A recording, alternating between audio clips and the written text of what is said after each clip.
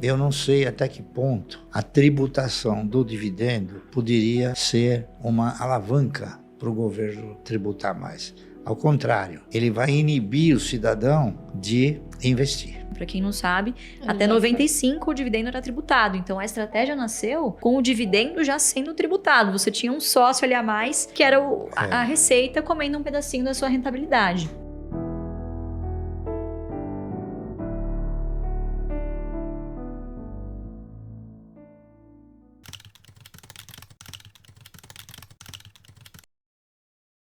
Sem dúvida nenhuma, ter crescido em uma casa com educação financeira desde cedo fez total diferença, né? Então a gente conversava muito sobre ações, eles pertinho, né? A gente ia viajar de final de semana, ele escolhia o destino que a gente ia viajar de acordo com as empresas que ele queria visitar, né? E ela também foi contemplada com isso, porque, afinal de contas, ela também se instruiu, não é isso? E obteve conhecimentos importantes para que ela hoje pudesse desenvolver uma postura assim muito satisfatória. Não vou dizer brilhante, mas daqui a um tempo será brilhante, com certeza. Em progresso, estamos caminhando para isso. Então, foi um processo de amadurecimento, né? Você falar sobre dinheiro desde cedo é um processo muito importante. Eu acho que muitos pais têm medo, né, de falar sobre dinheiro, ou ao contrário, suprem a falta da presença, né? Enfim, estão trabalhando, enfim, e acabam suprindo os filhos com presentes, dão tudo o que quer. Sim. E aí essa criança acaba crescendo sem ouvir nãos. E, obviamente, acaba se tornando um adulto frustrado ou que não pode ver dinheiro na mão e já sai gastando, enfim, né? Tem muita gente que entra em pânico quando vai falar de dinheiro, delega completamente, não quer nem ouvir falar sobre isso, não quer nem abrir a fatura do cartão, né? Então, eu me sinto uma privilegiada de, desde cedo, ter tido contato com esse universo dos investimentos, né, que é muito mais tangível do que a gente possa imaginar. Então ele sempre dizia para mim, o que você prefere? Você prefere ser dona de alguns postos de gasolina ou você prefere ser uma pequena dona de todos os postos de gasolina? Então é uma mudança de perspectiva que parece muito óbvia, mas que não está presente no dia a dia de várias pessoas. Ao invés de você ser dona de um posto, é preferível você ter 1 ou 2% de 5 mil postos. Então você tem uma distribuição maior de ganho, não é isso? É o que acontece, por exemplo, quem comprar ações da Ultrapar, quem comprar ações da Cosan, ou quem comprar ações da Vibra. Por quê? A Ultrapar tem a bandeira Ipiranga, a Cosan tem a bandeira Shell e a Vibra tem a bandeira BR. Então você tem um certo amparo. Eu jamais quis ter um posto de gasolina, exatamente por causa disso. Porque eu tenho uma pequena parcela de 5, 6 mil postos, que é o que cada uma tem. O nível de risco que se corre é muito menor. E a sua capacidade de diversificação é muito maior. O seu tempo despendido é infinitamente menor do que você ser um empreendedor. E claro, é louvável, mas nem todo mundo, primeiro, tem o perfil e tem a aptidão para ser empresário. Tem pessoas que pensam em ser carreira ou seguir vida pública. Então, por que não empreender na bolsa em um negócio que já está consolidado, que já paga dividendos? Então, e que é muito grande. Eu acho que esse é o principal, porque até pegando esse período todo que você viveu de um Brasil cheio de maluquices, não eram planos econômicos, eram conversões doidas de uma moeda para outra e hiperinflação.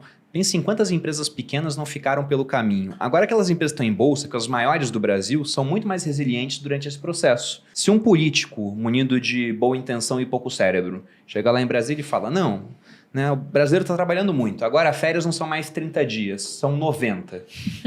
Primeiro todo mundo bate palma e esse cara vai ser eleito até o final da vida dele, né? E o filho dele também, né? Só botar um júnior no nome que vai estar sendo eleito.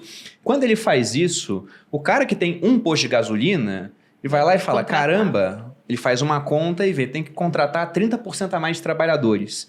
Aí ele tem, né, sei lá, 10 pessoas, ele tem que contratar 3, nesse caso, e para isso pode não ter recurso naquele momento. Aí ele tem que cobrar mais caro. Só que se ele tenta aumentar o preço, ele perde market share para o cara que vai fazer a mesma conta lá, vê que tem que contratar também 30%, mas ele tem 6 mil postos de gasolina espalhados por aí. Exato. Ele consegue comprar por preços diferentes porque ele compra em muito maior quantidade. Então, ainda que o impacto seja o mesmo em nível de contratação, quem é maior sofre muito menos com isso comparado a quem é menor. E se esse cara ele perde mercado, ele ganha menos. Se ele ganha menos, ele tem menos capacidade de reinvestir comparado com o outro. Daqui a pouco ele fala, não consigo mais manter meu posto. O que ele faz? Vende pro grande. Então, o grande fica maior, enquanto o pequeno vai sendo tirado fica cada do vez jogo. menor. Né? É a mesma lógica para a tributação dos dividendos.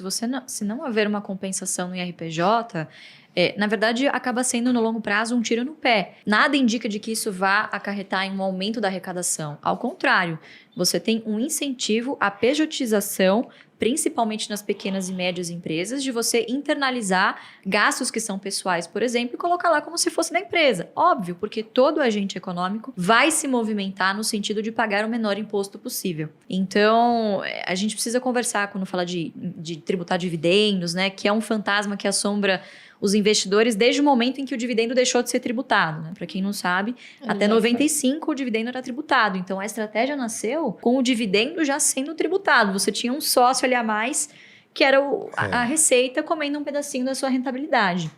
Então, mesmo nesse quesito, as empresas que mais vão sofrer é o pequeno empresariado.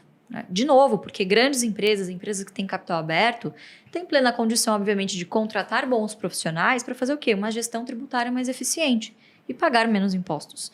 Então, nem que isso acarrete em menos dividendos num primeiro momento, mas, sei lá, mais bonificações ou mais recompra de ações, de novo, quem vai sair perdendo é o pequeno e médio empresário, que é quem emprega nesse país. Se você for analisar friamente, hoje são poucas as empresas que pagam dividendos. A maioria paga juros sobre capital próprio. E o juro sobre capital próprio ele é tributado.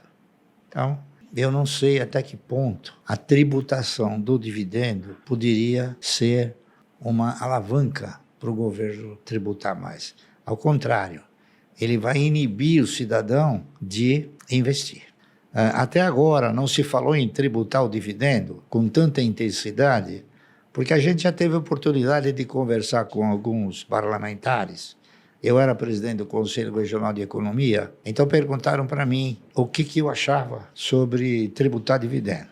Eu respondi o seguinte: taxar dividendos é miopia tributária, porque na época em que o dividendo era taxado, a maioria dos empresários pagavam um dividendo pequeno, davam proventos através de outros mecanismos.